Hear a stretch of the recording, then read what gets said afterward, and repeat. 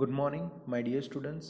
આજે આપણે 12 physics chapter number 8 lecture number 4 ઉપર આવીએ. લેક્ચર નંબર 4માં જે છે write the source of a visible rays and its uses.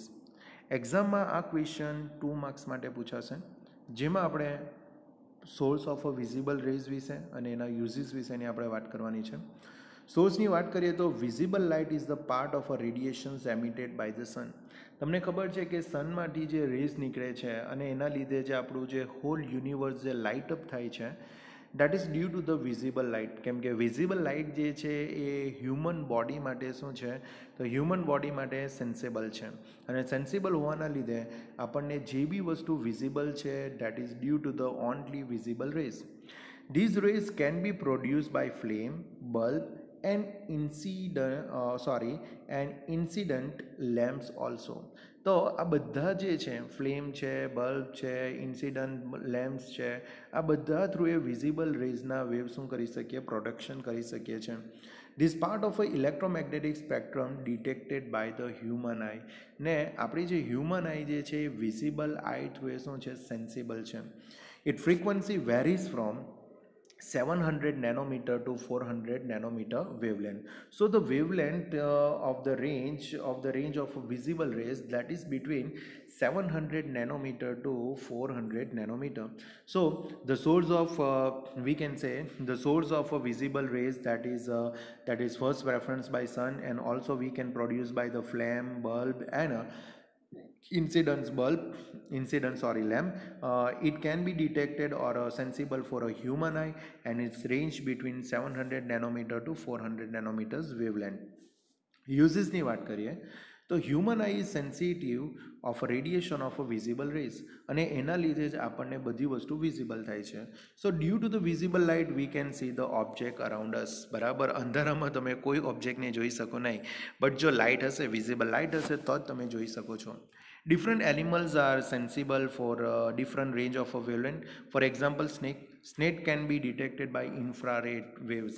તો ધ્યાન રાખજો, સ્નેક જે છે એ ઇન્ફ્રારેડ થ્રુ એ શું છે, સેન્સિબલ છે, અને એના લીધે જ એ શું કરી શકે, કોઈનો બી શિકાર કરવો હોય, અથવા તો એમ સમજી લો કે કોઈ બી લિવિંગ બિંગ્સ હશે, એની નજીક લિવિંગ બિંગ હશે, તો એની ઇન્ફોર્મેશન એને due to the infrared waves ખબર પડી જશે. For some insect, visible range is extended up to ultraviolet range. તો અમુક ઇન્સેક્ટ એવા બી છે કે જે વિઝિબલથી અલ્ટ્રાવાયોલેટ રેન્જ સુધી શું છે, સેન્સિબલ છે.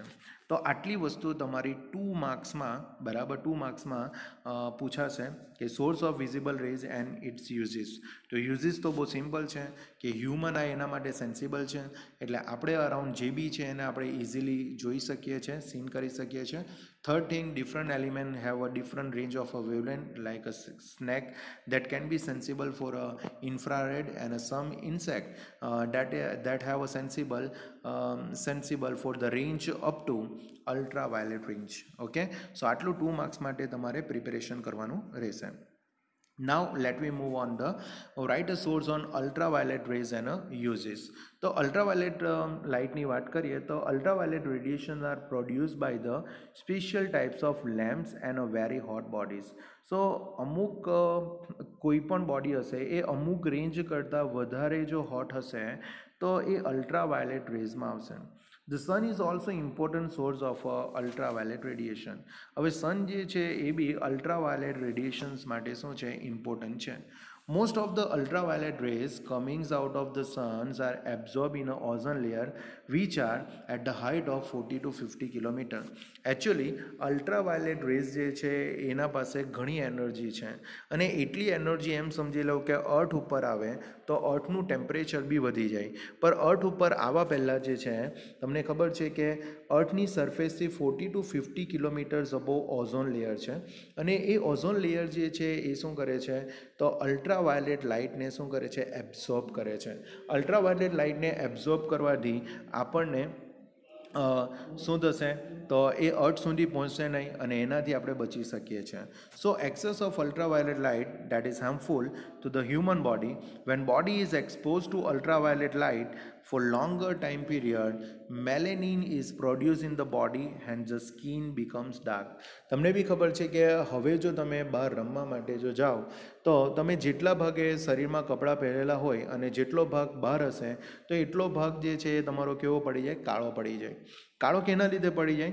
કેમ કે અલ્ટ્રાવાયોલેટ લાઇટ જ્યારે આપણી બોડી ઉપર પડશે ત્યારે બોડી જે છે એક મેલેનિન જે છે મેલેનિન નામનું શું કરશે, કોઈ કમ્પાઉન્ડ પ્રોડ્યુસ કરશે અને એના લીધે તમારી સ્કિન શું બને છે, ડાર્ક બને છે. Sparks produced during the welding contain UV light. Hence, to protect the eyes, special type of face masks are used which contains black colored glass. તમને બી ખબર છે કે જ્યારે કોઈ પર્સન જે છે વેલ્ડિંગ કરતો હોય ત્યારે બ્લેક આઈસના શું કરતો હોય, ગ્લાસ પહેરતો હોય અથવા તો એના પાસે કોઈ માસ્ક હોય કે જે બ્લેક કલરના ગ્લાસ શું કરેલા હોય, બરાબર એમાં અંદર કવર્ડ કરેલું હોય છે. Ultraviolet radiation is absorbed by the ordinary glass, hence one cannot be tanned or sunburn through the glass windows. હવે એકચ્યુઅલમાં અલ્ટ્રાવાયોલેટ લાઇટ જે છે that can be absorb by શું છે, ઓર્ડિનરી ગ્લાસ. ઓર્ડિનરી ગ્લાસ જે છે એ શું કરે છે તો ઇઝીલી અલ્ટ્રાવાયોલેટ રેડિયેશનને શું કરે છે, એબ્ઝોર્બ કરે છે. સો આપણે જે છે આ ગ્લાસનો યુઝ આપણે કરી શકતા નથી. ઓકે, એટલે ઓર્ડિનરી ગ્લાસ આપણે યુઝ નહીં કરી શકીએ, પણ ઓનલી અલ્ટ્રાવાયોલેટ રેડિયેશન મેળવવું હોય તો તમે ઓર્ડિનરી ગ્લાસનો યુઝ કરી શકો છો. તો તમે સોર્સ વિશે જો આપણે વાત કરીએ તો આપણે એવું કહી શકીએ કે special type of a lamps or a very hot body that can be produce ultraviolet rays. The sun is also produce ultraviolet radiation, but we know at the height of the 40 to 50 kilometers from the our earth surface, the ozone layers absorb the ultraviolet rays that coming from the sun.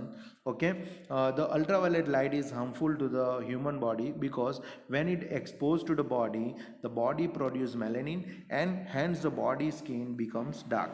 Okay, the sparks produced by the welding, that is also one kind of a UV waves, and for protection of our eyes we can use the black color glass to resist the ultraviolet rays.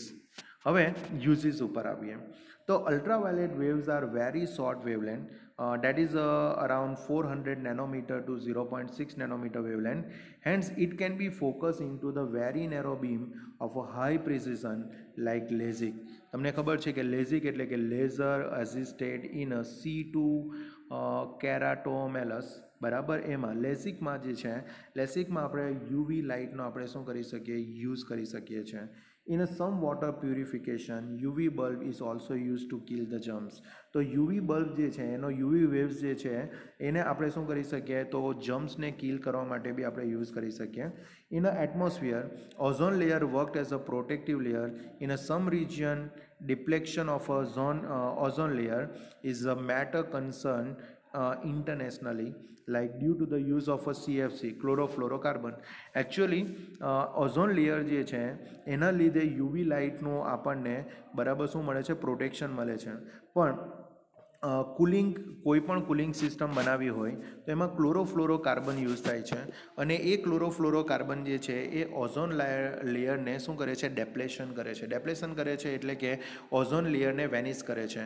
એ રીઝનના લીધે જે છે internationally બરાબર CFC ઉપર શું કરવામાં આવ્યું, બેન કરવામાં આવ્યો છે, એનો યુઝ અટકાવવામાં આવ્યો છે.